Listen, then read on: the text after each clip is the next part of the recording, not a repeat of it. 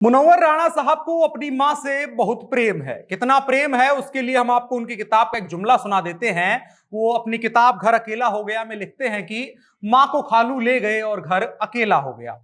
मुनव्वर राणा साहब की बहुत सारी वेदनाएं हैं, उसमें से एक वेदना मां को प्रति है और दूसरी वेदना यह है कि उत्तर प्रदेश में अगर योगी आदित्यनाथ की सरकार आ जाती है तो वो हिंदुस्तान छोड़ देंगे, अपनी मां के पास चले जाएंगे। उनकी मां कहां है उसके बारे में आगे हम पता करेंगे, लेकिन फिलहाल खबर यही है कि उत्तर प्रदेश में भारतीय जनता पार्टी की सरकार आ गई है और मुख्यमंत्री एक बार फिर से योगी आदित्यनाथ ही बनने जा रहे हैं। तो हम समझने की कोशिश करेंगे कि मुनव्वर राणा साहब अगर उत्तर प्रदेश या भारत छोड़ते हैं तो वो कहां जाएंगे और क्यों ऐसा हो रहा है कि मुनव्वर राणा साहब को लोकतांत्रिक तरीके से चुनी हुई एक सरकार से इतनी ज्यादा समस्या हो रही है। नमस्कार, मेरा नाम है अनुराग मिश्रा और आप देख रहे हैं जनता जंक्शन। आमतौर पर मुनव्वर राणा साहब से बड़ा अदब से बात करना चाहिए, उनसे उनका बड़ा सम्मान होना चाहिए। हिंदी उर्दू जो मंच थे उनके बड़े प्रसिद्ध शायर रहे हैं, बड़ा इज्जत रही है, लेकिन आजकल उनको छपास रोग लग गया है। मुनव्वर राणा साहब के सामने माइक जब आ जाता है तो उनको समझ में नहीं आता है क्या बोलना चाहिए क्या नहीं बोलना चाहिए। आजकल मंचों पर नहीं बोल पाते हैं तो इसलिए सारी भड़ास माइक पर निकाल देते हैं। ऐसे ही कई बार मौके आए कि मुनव्वर राणा साहब के पास किसी का माइक पहुंच गया और पूछा कि आप क्या करेंगे अगर उत्तर प्रदेश में भाजपा की सरकार योगी आदित्यनाथ रिपीट हो जाते हैं। तो वो कहते पाए गए कि अगर दोबारा भाजपा की योगी आदित्यनाथ की सरकार आती है तो हम उत्तर प्रदेश और भारत छोड़ करके चले जाएंगे। अब बड़ा सवाल है कि वो कहां जाएंगे। उन तमाम सवालों पर जाएं उससे पहले सोशल मीडिया पर क्या कुछ हो रहा है उसको लेकर के हम बात करते हैं। सोशल मीडिया पर बहुत सारे लोग उनको मोमिन बुद्धिजीवी की संज्ञा दे रहे हैं। मोमिन बुद्धिजीवियों का अपना एक अलग वर्ग है और बहुत बुद्धिमान लोग होते हैं अपने औरा में। मुनव्वर राणा साहब के बारे में कहानी चल रही है कि वो एक कहानी कभी किसी को सुनाए थे भारत पाकिस्तान के बंटवारे को लेकर के। उन्होंने कहा था कि भारत पाकिस्तान का बंटवारा धर्म के आधार पर नहीं हुआ था। हुआ यह था कि जो जिन्ना साहब थे उनकी माता जी जो थी वो लाहौर में रहा करती थी, उनकी बड़ी तबीयत खराब रहती थी और जिन्ना साहब बड़े प्यारे दुलारे बच्चे थे तो उनको बड़ा ख्याल करना पड़ता था उनका। और अगर भारत आजाद होता और दिल्ली राजधानी होती और संभवतः पहले प्रधानमंत्री वो होते गांधी जी की कृपा से अगर, तो उनको बड़ा दूर ट्रैवल करना पड़ता, बड़ा देर लग जाती वहां तक जाने के लिए। तो इसलिए जिन्ना साहब ने अपील करी कि हम भैया अलग पाकिस्तान बना दीजिए, इस्लामाबाद को राजधानी बनाएंगे, लाहौर तक का रास्ता ऐसा रहेगा। ऐसा तर्क मुनव्वर राणा साहब देते हैं भारत पाकिस्तान बंटवारे की। अब इतना पाकिस्तान से लगाव है और इतना ज्यादा पाकिस्तान के प्रति दया और प्रेम भाव है तो मुझे लगता है भारत छोड़ने के बाद उनके लिए पाकिस्तान जाना ही मतलब एक सर्वसुलभ साधन बनेगा। वैसे आम लोगों की तरह हम सबको पाकिस्तान नहीं भेजते हैं, लेकिन राणा साहब कह रहे हैं इसलिए कह रहे हैं हम। अब दूसरा सवाल है कि मुनव्वर राणा साहब को उत्तर प्रदेश में समस्या क्या है।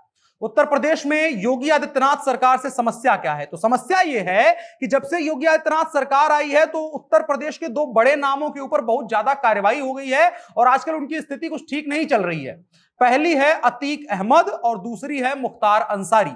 इन दोनों नामों का जब से जेल में जाना हुआ है और जब से उनकी बर्बादी की कहानियां शुरू हुई हैं, जब से घर टूटने शुरू हुए हैं, जब से उनके समर्थकों के घर टूटने शुरू हुए हैं और बुलडोजर चलना शुरू हुआ है, तब से मुनव्वर राणा साहब की छाती पर भी नाग लौटना शुरू हो गया है। और उसी का नतीजा है कि बारंबार लगातार वो यही कह रहे हैं कि अगर उत्तर प्रदेश में भाजपा की सरकार आ जाती है तो जो है हम उत्तर प्रदेश और भारत छोड़ करके चले जाएंगे। अब सवाल है कि मुनव्वर राणा साहब कब जाएंगे कब नहीं जाएंगे, जनता जो है बहुत ईगरली पूछ रही है, इसलिए हम जवाब ढूंढने के लिए आपके सामने आए हैं।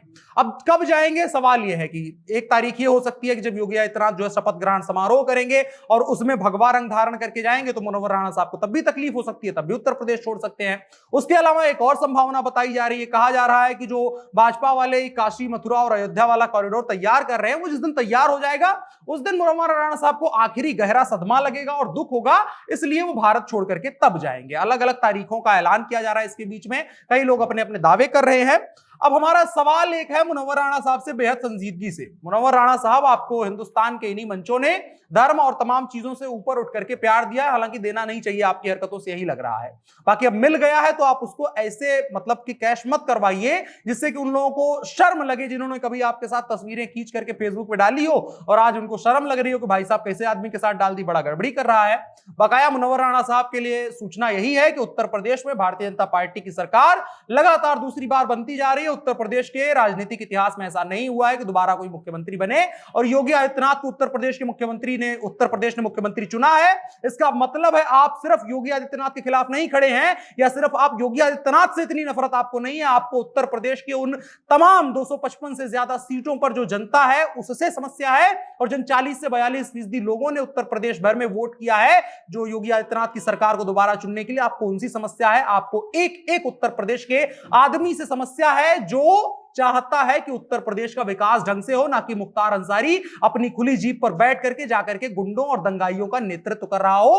आपको उन तमाम लोगों से समस्या है जो ये चाहते हैं कि उत्तर प्रदेश में कानून का राज कायम हो और गुंडा राज यहां पर खत्म हो। आपको उन तमाम लोगों से समस्या है जो ये चाहते हैं कि भारत, जिसकी संविधान पे लिखा हुआ है कि भारत धर्मनिरपेक्ष तो है लेकिन उसके साथ साथ धर्म के बताए रास्ते पर चलेगा, आपको समस्या उस गांधी के देश से है जो गांधी ये कहते थे कि हिंदुस्तान में अगर धर्म के बिना राजनीति होगी तो राजनीति निरंकुश होगी और अमानवीय होगी। आपको समस्या इन तमाम चीजों से है, और अगर ऐसी समस्या है तो हिंदुस्तान क्या पूरी दुनिया में इस चीज का निदान नहीं है, क्योंकि अलग अलग नाम हो सकते हैं धर्मों के, लेकिन धर्म के आधार पर जिस देश की राजनीति चलती है सिर्फ धर्म या धर्मांधता के आधार पर नहीं। जैसी धर्मांधता आपकी आंखों में भर गई है, आजकल चश्मा नहीं लगाते लेकिन मुझे लग रहा है आपकी आंखों के अंदर एक इनबिल्ट चश्मा आ गया है, और जिस धर्म का चश्मा आपके अंदर आया है उस वजह से आपको तमाम चीजों समस्या हो रही है।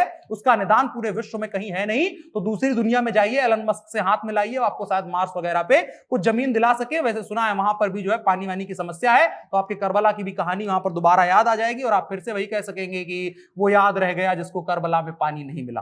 बाकी आपके लिए एक शेर आखिर में रहेगा जो हमारी तरफ से आपके लिए खास है, बहुत बढ़िया से ढूंढ करके निकाला है कि उन्हें यह फक्र है कि फरियाद का उम्र नहीं रही, उन्हें यह फक्र है कि फरियाद का चलन नहीं रहा, हमें यह गर्व की मुंह में जबान बाकी है। जब तक जबान बाकी रहेगी आप जैसे लोगों के खिलाफ बोलते रहेंगे। वीडियो को साझा करिएगा। फिलहाल के लिए इतना ही। मेरा नाम अनुराग मिश्रा है, आप जनता जंक्शन देख रहे थे, कैमरे पर मेरे साथ ओम प्रकाश थे। शुक्रिया।